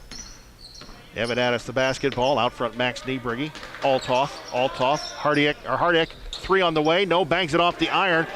Altoff nearly gets the rebound, ball on the floor, and somebody stepped on the sideline. It looks like it's T-Town. It's going to go back to the Railsplitters. Well, I got to give a shout out. I thought Brody, diving on the floor for that loose ball when it went out of bounds and then came back inbounds and he went after it. Those are big time plays. Diving on the floor for loose balls. Hollinger to inbounds to Polis. Hollinger will bring the basketball up the floor, gets it across the timeline against the man-to-man pressure. Hollinger drives down the lane, and he's going to get called for dragging the foot. Hollinger called for the travel, 32-30, the Lincoln lead. A lot of substitutions now for looks like a hockey T-Town. Exchange here, right? Holy cow, they're that deep? I haven't been keeping track. But how deep are these guys? It looks like they're about 9 deep. From That's the phenomenal substitutions considering a 2A school, right? Yeah. Wish we were 9 deep.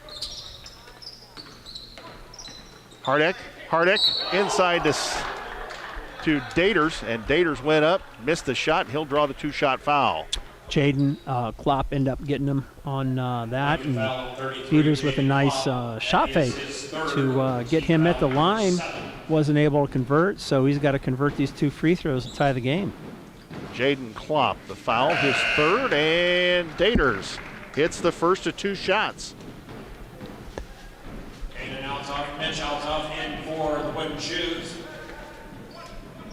1 point lead for the Railsplitters, just over 4 minutes to go in a game. Second one up, no good. Hollinger goes up for the rebound. He's going to get fouled from behind by number 24, Mitchell Altoff.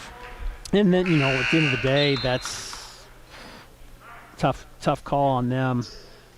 Should have probably been a no call. Landon came down with the rebound. He made an effort for it, but good for Lincoln. Hollinger inbounds to Polis, back to Hollinger, and now we'll kick it over to Dylan Singleton. Both teams in the bonus right now. Possession arrow favors the Railsplitters. Singleton looks to kick inside to Klopp, kicks it back out front. Polis, Hollinger, 3 on the way, good. Landon got his feet set on that one and hits the 3, 35-31. Great vision by Dylan. 18 points on the evening for Hollinger.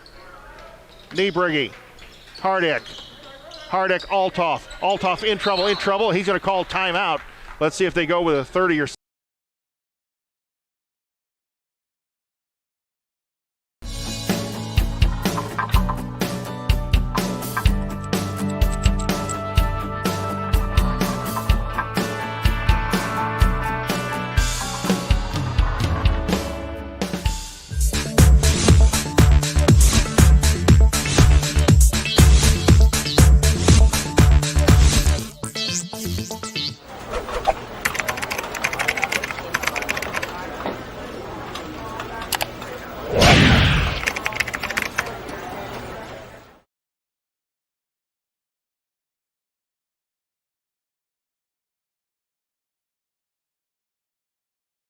I think we're going to get smacked.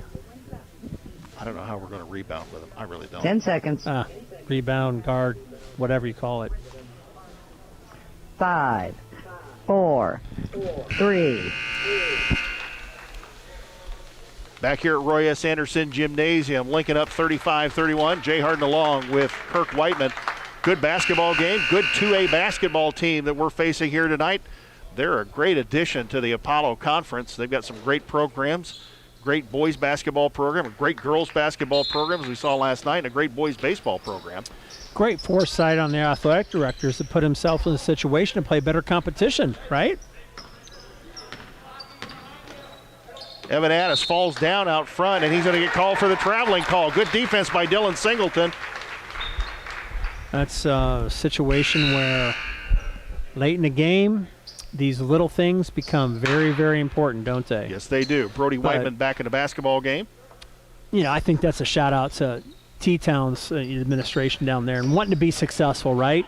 And putting themselves in a situation where they can play better competition with what's going on this year. Singleton, Polis down the lane, gets double teamed, back out front, Hollinger, Whiteman, kicks it to Singleton, Hollinger. Hollinger looks, Klopp, Whiteman drives baseline, good move, kicks it out, Polis, Hollinger looked to take the 3, didn't take it. Singleton will take the 3, right wing, good! Oh, another Chris Coyne 3-point shot by Dylan Singleton. Great opportunity moving the ball, and you have Dylan at 13, Landon at 18, not a lot of other scores, but I think for us to be successful, you got to get these other kids stepping up. I mean, Elijah can score. He passed up 2 or 3 shots on that possession right there. Couple of Chris Coyne State Farm 3-pointers by Landon Hollinger and Dylan Singleton extend the lead to 7. In the lane, Wemmer gets it back out front. Mitch Althoff, Niebrugge, Hardiak inside Samer. 3 by Hardiak, kind of a rush 3. Rush shot, bad shot. And, you know, for us, I think they're going to take it's not rocket science, right? Landon and Dylan, take them away. The Polis kid can score. He can flat out score, but he needs to start looking to it and having a little bit more confidence because he can do it. I've seen him play. Oh, wow. I don't know what to say about that call, but player control foul on Dylan Singleton. He was driving the baseline and got called for the player control foul. That'll be 3 fouls on Dylan Singleton to turn the ball back over to the Shoes with 2 minutes to go. Railers up 38-31. Both teams in the bonus. Lincoln with 18 fouls. T-Town with 16 fouls.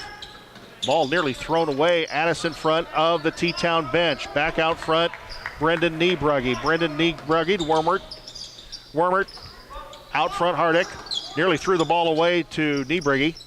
Hardick looks inside. Seamer doesn't take the shot, or Daters doesn't take the shot. He'll kick it back out front to Brendan Niebrugge, and the sophomore hits the 3. I mean, that's just great offense by T-Town right there. A little inside out, you know, draw everybody in to the big kid that has been pretty active down low trying to score. So it's not like he's just like catching it and passing it out. He's tried to score in the past. You know, that's a big shot by a sophomore to step up and hit that 3 late in the game, down and needing some points. 30-second timeout on the 4 called by the Shoes. 38-34 the lead for the Railsplitters. We're going to keep it right here. Minute 32 to go in the basketball game. Been a great basketball game here tonight. Don't forget, we'll be on the air tomorrow, and it's an afternoon game from Lobernica Gymnasium on the campus of Lanphier High School. We were looking forward to that game last year, and unfortunately it got wiped out by COVID.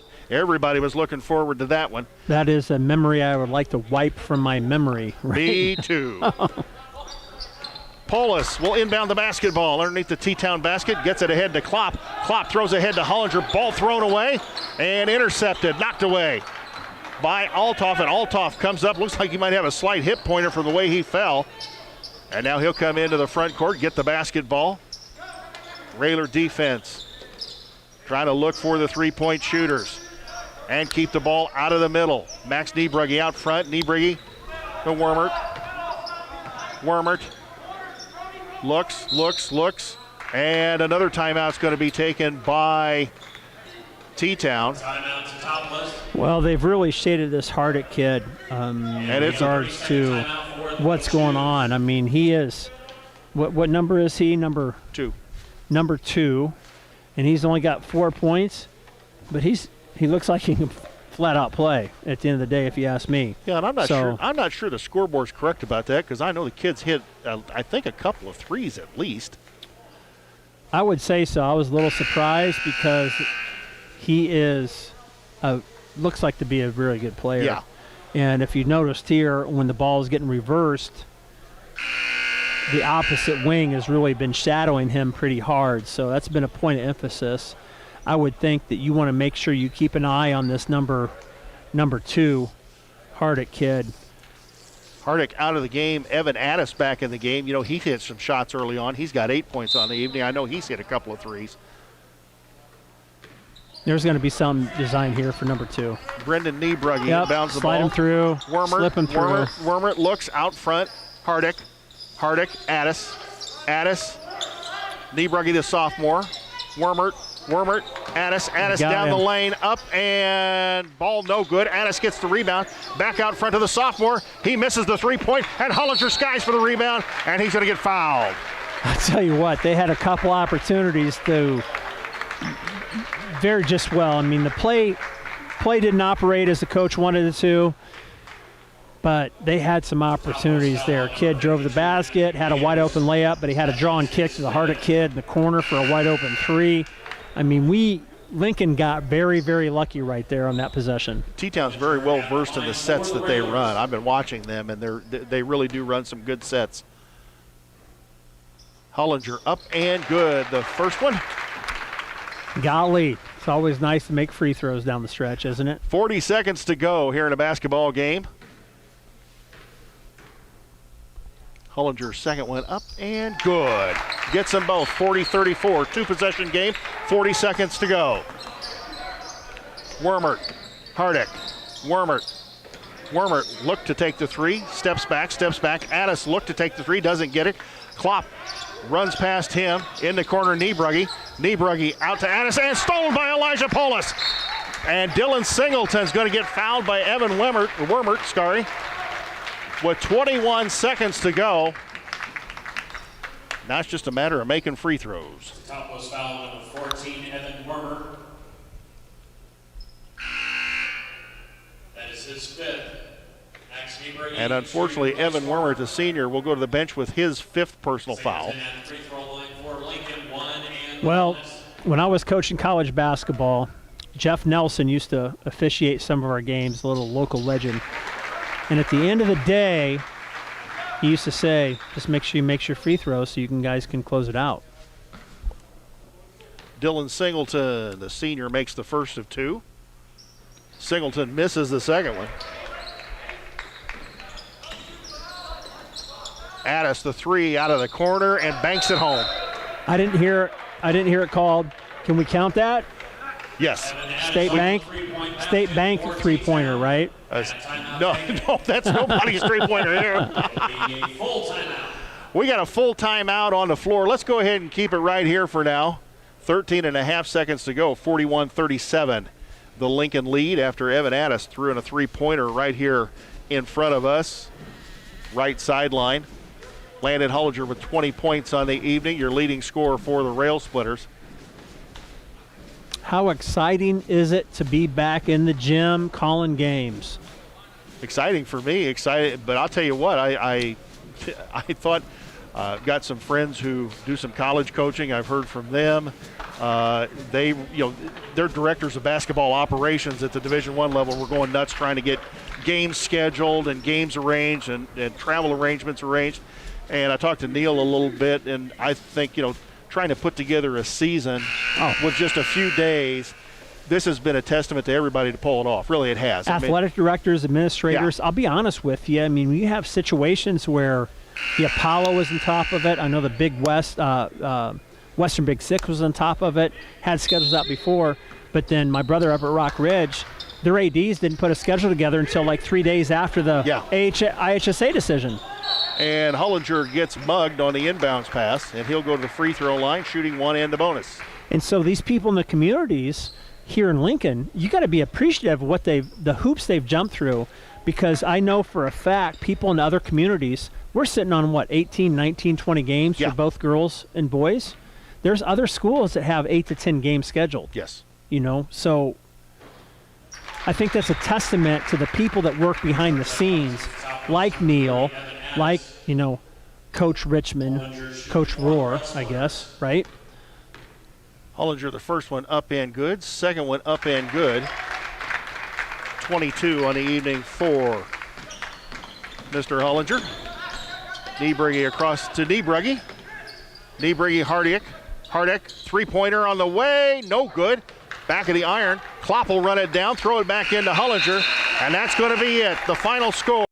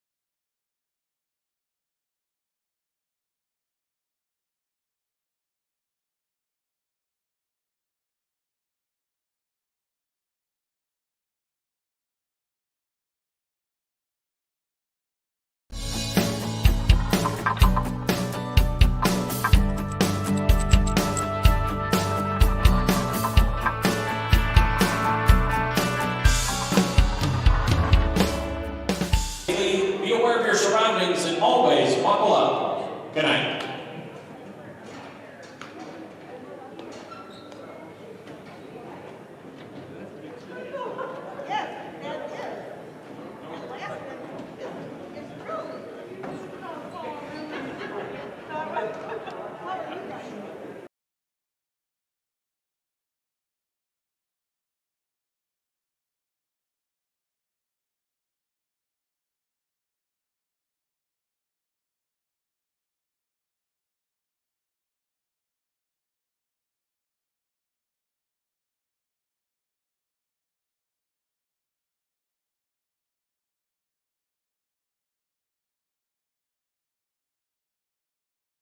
Doing the stats, and our webcast was done up there.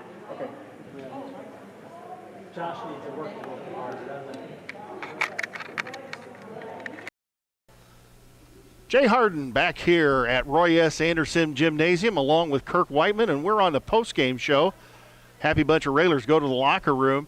43-37 the victory over the Teutopolis Wooden Shoes, and the first ever meeting between two storied programs here in the state of Illinois, one of the top 2A programs, and certainly Lincoln, one of the top 3A programs. We can give you a little bit of scoring here as we have it for the victorious Lincoln Railsplitters anyway. Landon Hollinger led everybody with 22 points on the evening. The 6'5 senior hit from outside, hit from inside, and hit at the free throw line. Dylan Singleton had 14 points on the evening. I've got Brody Whiteman with 3, Adam Grunder with 3, and Jaden Klopp had 1 free throw for 1 point. Kirk Whiteman, a quality opponent tonight. That's a good basketball test for both teams, and certainly something the coaches can build on as they go through the season. Awesome opportunity for us to play T-Town. Awesome opportunity for T-Town to play us. I'm just so excited to be back in the gym, right? And we're looking at a situation where with T-Town in the conference, it's going to put a little bit dynamic on who's going to win the conference, who's not going to win the conference, because that's what we're playing for this year, right? There's no state championship. There's no regional championship. It's a conference championship. So we're looking for an opportunity to play really good teams. In the Apollo, there's been a lot of conversations, why would we leave Central State 8 with basketball? But we are playing some really good competition tonight. T-Town certainly was that this evening, very well coached by Mr. Reeder, and they have a long and storied tradition.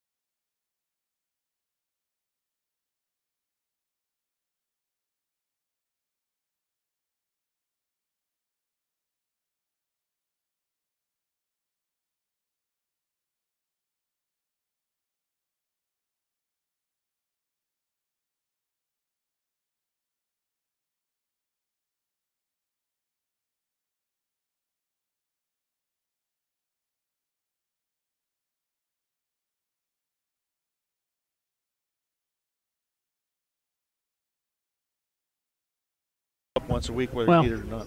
Joe looks like he's about 70 years old, so, I mean, you look really good. I hope they got that on the radio right now. 5, 4, 3. Jay Hardin back here at Roy S. Anderson Gymnasium with the post-game show. Railers victorious 43-37.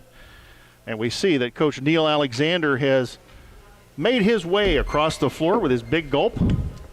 Well, he's getting some exercise in tonight because he has to walk these stairs right now. He got a lot of exercise in last night. He was putting the tape out here on the bleachers. He's always working. Last night. I'm not for sure why he's still working, but what's up? He's here. So let's get Coach set up here and see what he has to say about his victorious Lincoln Railsplitters. Coach, can you hear us?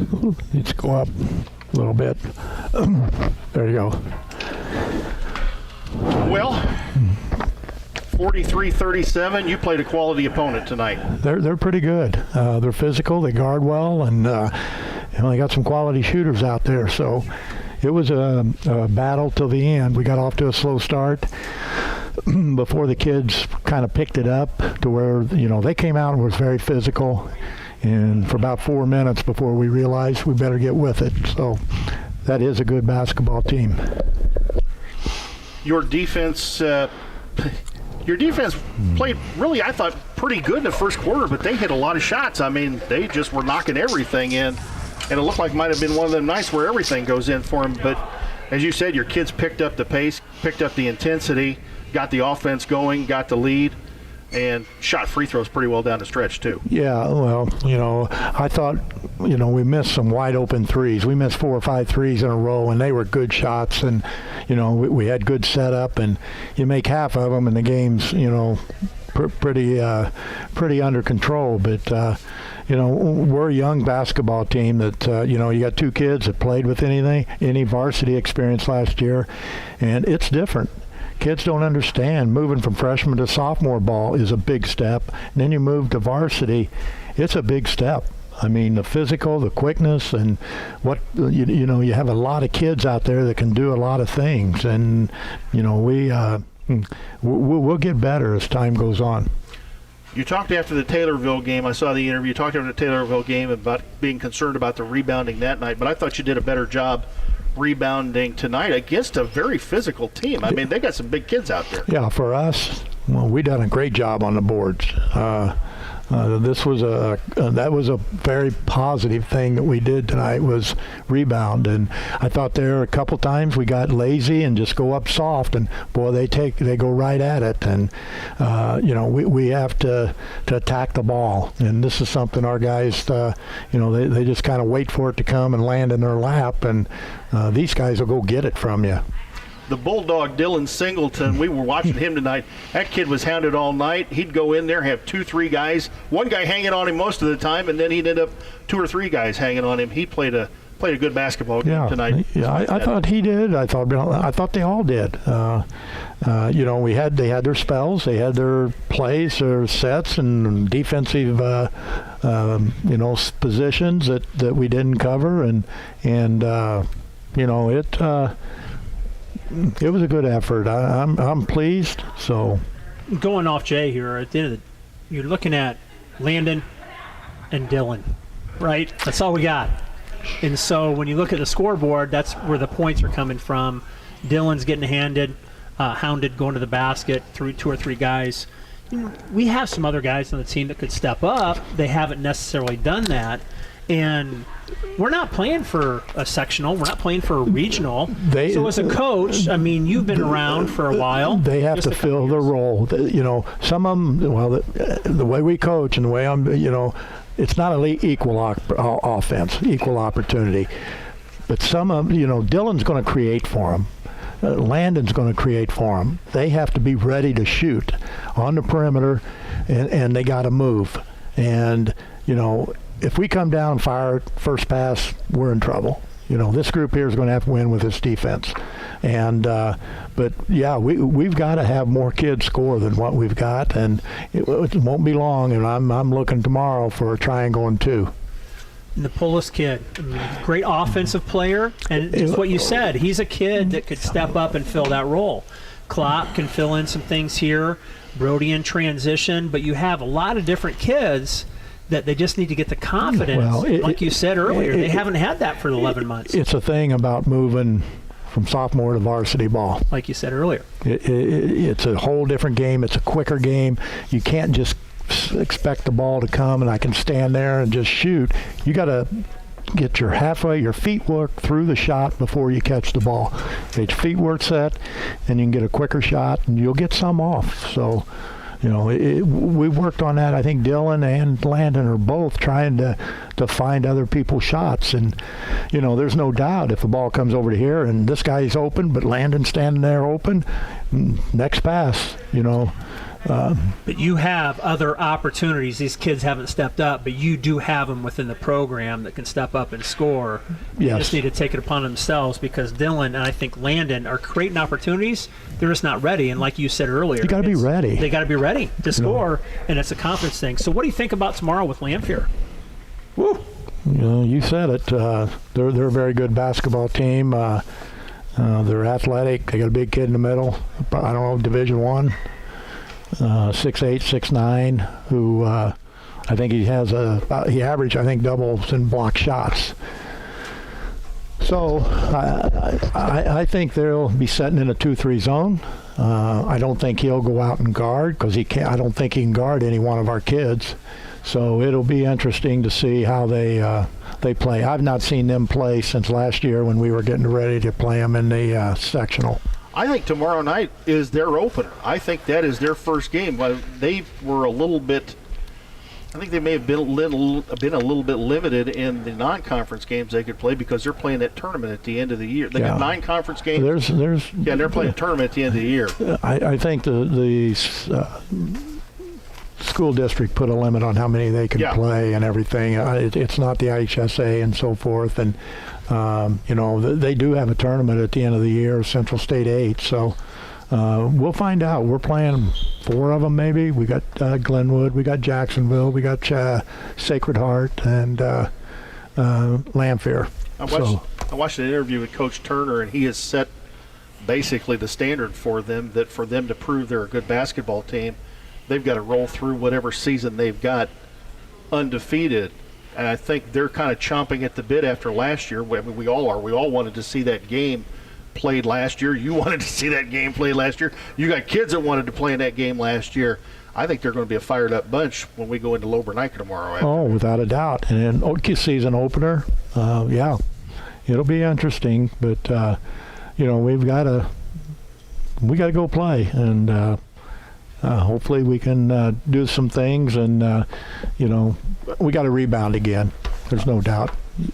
I want to take the opportunity while I got it to say thank you to you and the administrators, coaches, athletic directors. We know that it had to be nearly an impossible task for you to put not only season for your boys, but girls and other sports. I mean, you're working on football, you're working on volleyball, you're working on wrestling. Folks, these coaches and athletic directors behind the scenes are working very, very hard to put these seasons on and get these kids on the floor. And I'll tell you what, from the looks of the girls last night and the looks of the boys tonight, those kids are happy as heck to be out here. And they are, and I was a little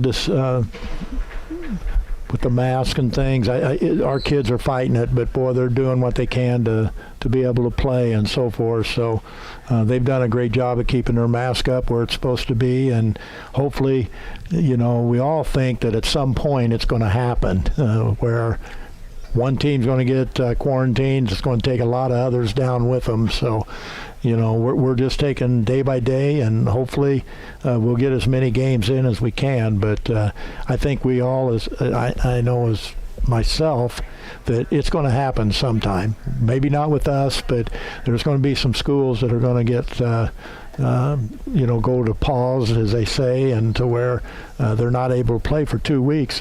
And I keep telling our kids is, you go 2 weeks, you're looking at half your season. Right. So, we talk about a lot of things, and it's hard being a kid and not being able to get out and run around with your kids and your buddies and so forth. But we're trying to get them to understand, you make a sacrifice to be able to play. So, you worry about our kids, who they're, because right now, my feeling is kids think they're invincible. And, they're going to do what they want to do and not even think twice about it. And when you take a look around, and every state is playing basketball, the collegiate level, the professional level, and you got little old Illinois playing with masks on, about the only state. There might be a couple others, but it don't make sense on where the numbers are coming from and the chance. But I also know the concern that we have for our youth, and hopefully we'll get through this. Neil, I want to say thank you. I have a son in the program, and for me, talking to a lot of high school coaches in the state, not having the opportunity, you got 18, 19, 20 games scheduled. Not a lot of schools do that, and I want the listeners to know that what you've done for this program, not for the boys, not for the girls, but for the entire athletic program, is phenomenal, because I appreciate that in what I know. And to me, that's been huge just for my son, because I want him, I want his teammates with the coach to have those touch points. And that's something I think has been lost in these last 11 months with their coaches. Yeah, Thank you. Well, thank you. And it's been hard on the coaches as well. And I just don't really want to say much about it, but I lost my dad in October to COVID, and not having the kids to be around here for the last 3 months has made it that much harder, because these guys are a joy to be around, to be with, and fun and everything. And I really missed that. And we're so happy to be back with them. And you know that we yell at them, we scream at them, but we love them. And at the end of the day, what's out on the basketball court's over and done. And you know, this is a phrase that I love them as kids. Sometimes I totally hate their attitudes and their work ethic, and that's what they're getting yelled at for. Not them as a person. It's those little things that we try to instill in kids, to be able to work hard, be a positive person, play the game the right way, and you know, some of the whether you win or lose, you know, you're getting an opportunity here, and we get an opportunity tomorrow, and you know, it's you know, really it's been a wonder for me to be back with them and have them. And you know, I sat in the office with my face in the computer trying to figure out where I'm going with scheduling, and really don't get out in the hallways to see the kids much. And you know, but you know, you go to practice there at 1:30, and there they are, and they're raring to go. Well, Coach, I know that you've got a whole Railer Nation family out here, even though they can't be in the gymnasium. Parents, fans of all the sports that are right there with you. And, hey, trust me, we will get through this all together. Yeah. So, Coach, last thing. Who's these two guys over here? This is Aiden Worth, and who else? Trent Butterfield. Those are my guys, man. But I'm telling you right now, this is what high school sports. Yeah. This is what the last 11 months has meant. I mean, those two guys right there being part of this program, and I know talking to Aiden's mom, this kid's more probably excited than half the kids on your team being part of the program, right? Love him. You got to love it. Yeah, and we you know, we got to go back and straighten those chairs out to where they're in a line, because we got to get back to PE class. And you know, we're back in here Monday with girls game. Girls, yeah. Mattoon maybe. Mattoon, yeah. And whoever we play Monday night, we turn around and play the boys. Play too, same team, same place on Tuesday. Well, Coach, we want to thank you very much for coming up here. A great win tonight against a good opponent, and you know, try not to get too down or tear your hair out. We're all in this together, and we're all behind you. Well, thank you. Hair to tear out, though. I took it away from him back in '88. I didn't want to say that. Yeah, that's where I've been. I mean, I coached against this guy, and we had some good ones, but he won most of them. Well, we want to thank Neil Alexander for coming up and joining us here on the post-game show. Railers win tonight 43-37.